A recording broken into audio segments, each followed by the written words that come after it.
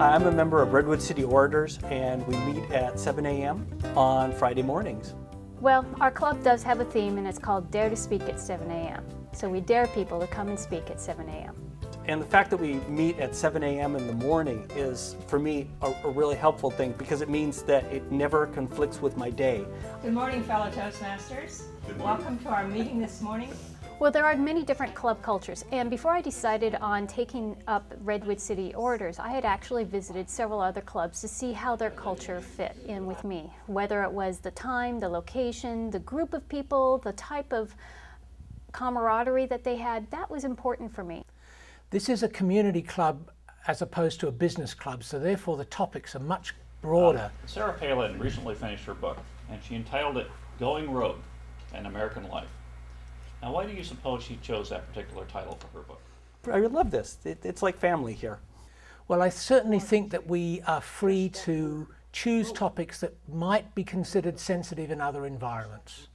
But because we know each other well, we feel free to express those kinds of things without concern about criticism.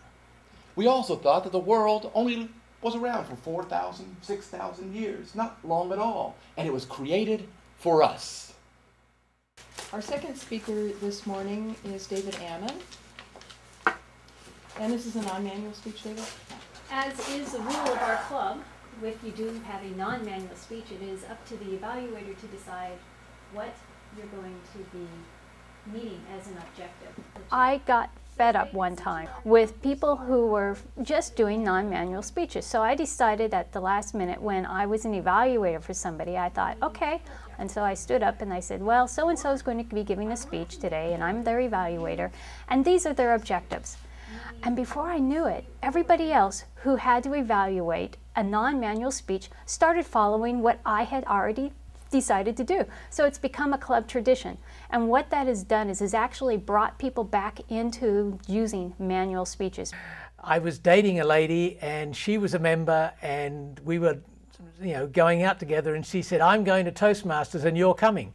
I didn't have much choice in that. Well, I had decided finally to start my business again and realized that I needed to, A, have an outlet that was helping me focus on presenting my business, to improve my presentations, and then also to keep me busy. So I decided, well, let's try Toastmasters. My wife Carmel had been with the club for about a year, and she suggested that I join, and it seemed like a good idea, and so I just went ahead and joined Toastmasters at that point, and I have never looked back. I really, really enjoyed this experience.